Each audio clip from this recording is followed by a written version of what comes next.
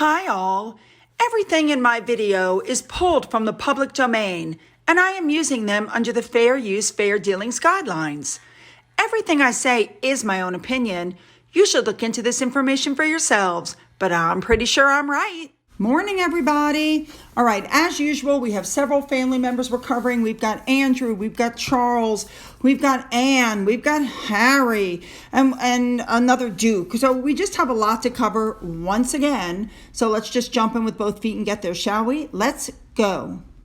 We're going to start off with Andrew, the Duke of York. Apparently, since he's been stripped of his military affiliations and royal patronages, which we all know happened at the beginning of the year, and we also know why it all happened, he has been spotted wearing a fleece and jacket bearing the Grenadiers Guards Royal Cipher. Apparently, he wears it while he's horseback riding deliberately, and he rides near photographers at Windsor. Apparently, he has asked the Queen to be reappointed as the Colonel of the Guards, but the request will likely be opposed by Charles and William. Not to mention, it was them who wrote a letter in requesting that he be removed. So I don't see how asking for his mother to put him back is going to fix anything.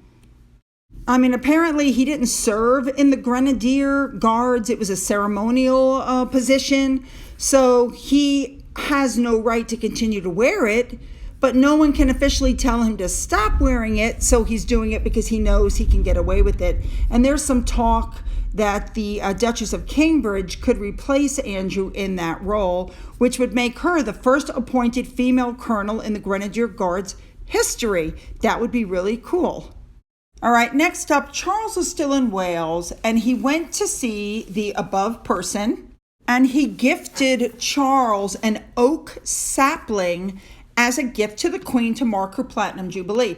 Now, let me just say, I thought the Platinum Jubilee was over. I had no idea that it went for apparently a full year. I apologize. I was corrected. Thank you guys very much. Next, we have the Duke of Gloucestershire, that's how you say it, who went to mark the 50th anniversary and officially named the main hall the Gloucester Hall. He is the brother of the late Prince William, and apparently has a big connection to the school. Looks like a good time was had by all. The school is named the Prince William School. All right, moving on. Next up, Princess Anne went to Farms for City Children, and she went to Wick Court. Apparently she is a patron. Looks like a fabulous time. I guess it must be a farm for children. Again, something that's right up her alley. I like that she's doing things that are up her alley. You know what I'm saying? All right, now let's move on. All right, now we're going to talk about our big story for today. And here's basically what's happening. The attorney for Harry went to court today. Remember, they're discussing whether the case can go ahead. And he went to court and said that there were tensions between Harry and the Queen's private secretary, Sir Edward Young, at that time. And Harry didn't understand that apparently Edward Young had something to do with the decision of whether Harry got to keep his security or not. The attorney said that Harry was denied the opportunity to make representations directly to RAVIC. Now, that is the Committee for the Protection of Royalty and Public Figures. Now, as you can see, RAVIC has a specific list of things that they do. The head of the Home Office said that Harry's request for the review should be denied because of the tensions between him and the household guy. They're completely irrelevant to the fact that he's no longer a working royal. I mean, that's it. He's no longer a working royal. And they said that Harry's offer to pay for security was not the issue. That personal protective security by the police is not available on a privately financed basis, and RAVIC doesn't make the decisions on that basis of any financial contribution. So what it comes down to is it doesn't matter who decided he should lose the security. He lost the security because he quit his job. That's what it comes down to. You quit your job, you lost the security. So let's take a look at the agreement that was made when they left. Number one, no more HRH. Number two, they had to pay back the millions on Frogmore, which is questionable how that happened. Yeah, they said they made a contribution. They tried to make it a tax deductible thing. Anyway, number three, no more public funds, but that didn't mean they couldn't get funds from Charles through his income from the Duchy of Cornwall, which is exactly what they did. They had to give up their royal duties and military appointments, which we are all aware of. They had to maintain, or they had the option to maintain their private patronages, which we now know that Meghan has given up all of the private patronages, and the only thing that Harry has now is Invictus. Number six, the changes were to go into effect the spring of 2020. I could be wrong on my dates, but I do believe that's when Harry was whining that his dad cut him off.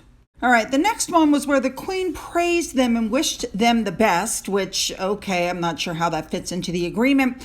The next one, number 8, was that they were going to update their website, but then the royal family didn't update their website until recently. The stuff just sat there.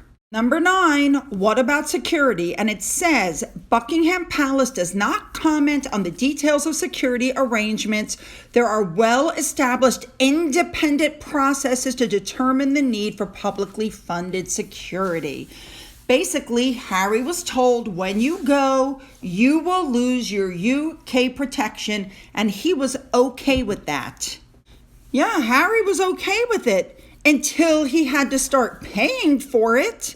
So now here he is. He's a UK expatriate who lives, 5,000 miles away from the UK, telling everybody and, the British people that they should prioritize his security.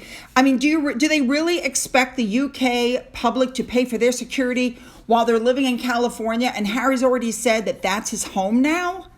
And now it's come out that Harry is considering a new lawsuit after the palace didn't tell the Home Office he'd pay for police protection security. So he's looking at a pre-action correspondence for a proposed second judicial review claim in relation to these matters and intends to issue that claim shortly. So basically what it comes down to is he's lodging another complaint concerning his offer to pay for protection, which the government lawyers had dismissed as irrelevant. There you go. Sir James Eadie said he should not be permitted to simply demand security because he can afford to pay for the police. Spot on.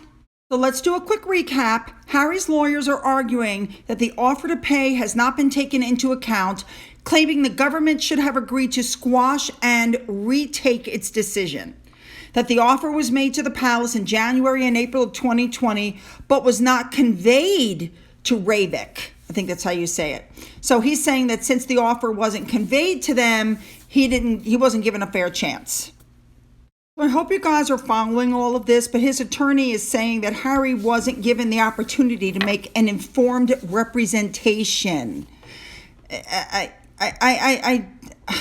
This guy is insane. The Home Office said that he wanted to remain a part-time working royal member of the royal family, and as such, that's irrelevant. What's relevant is that he's no longer a working royal member of the family and he's living in California. That's what it comes down to. What it comes down to is Harry thought that Mr. Young should not have been involved in the decision. And that's what it comes down to. So the judge at this point has put a stop to this. There will be a ruling at the end of July. And we'll have to await the decision to find out if it's going to go to trial. No, I mean, that's all there is. And if it doesn't go to trial, guess what? He's going to file that second lawsuit anyway. Now, it was also brought up in court today that because of what Harry is doing, there is a significant amount of money that's being, coming from the public purse for an unarguable claim. And they said the public purse should not have to bear the cost of the conduct of the litigation and the claim. And so if he loses, they're going to go after Harry for the money to get it back, which they should. People are saying they're done with Harry. They're done paying for him. He's disrespectful. His wife is disrespectful. And just when you think you can't dislike him anymore, he goes and pulls this junk. I really, really like this young lady's comment because it boils it down to what it is. The royal family sat Harry down at the Sandringham summit. They explained to him the consequences of leaving, including the loss of security. He thought he was just going to now bypass that, ruling from the family, which he accepted, and appeal directly to the government. Can you imagine this man actually expecting British protection officers to fly to California because he's flat out said that's where he lives now, that's his home, to protect him there? Could you imagine? His entire argument is baseless. He's saying, well, because somebody in the royal household had a hand in on this decision, that's the problem. And if his hand hadn't been in the pot, I would still have my protection. And the answer to that is no, you wouldn't. He really does have a baseless argument. He just can't accept it. Security, I think, is costing them more and more, and I think it's draining them dry. Oh, well. I said it before, if they were so worried about security, they wouldn't have rolled down the bulletproof glass and they wouldn't have gotten so close to the windows. They just don't want to pay for their own security. I also want to say I completely agree with Angela Levin. The Home Office keep forking out money to defend these actions that Harry keeps bringing. It's all being paid for by the U.S. taxpayer. But you guys take heart, because apparently the UK is going to go after Harry for reimbursement. Love it. Quick update, you guys. I went to see my friend and she had just come back from her trip. You saw the gift exchange. And then she called me the next day. She wasn't feeling well. She took a test and she tested positive for COVID. Thoughts and prayers appreciated, because I got to be honest, if I get COVID again, I don't know that I could survive it. And I'm not being overly dramatic. For those of you who are new to my channel, I caught COVID last August. Actually, I think it was August, September time. I ended up with double pneumonia. I ended up being taken away by an ambulance. I was in and out of the hospital. And then I was home on oxygen for a month. It was a horrible experience. Nothing I would like to do again. So let's just cross our fingers that I didn't get it. In the meantime, I would really, really want your comments about Andrew, Charles, and of course, Harry. Don't forget to leave them below. Don't forget to hit the subscribe button. If you've already hit the button, double check. Make sure you're still subscribed, okay? Don't forget you can follow me on Twitter, Getter, Rumble. You can email me. For those of you who have donated through my coffee fund, through the link, and for those who have hit the thanks button, thank you so much. And as always, you guys, have a great day.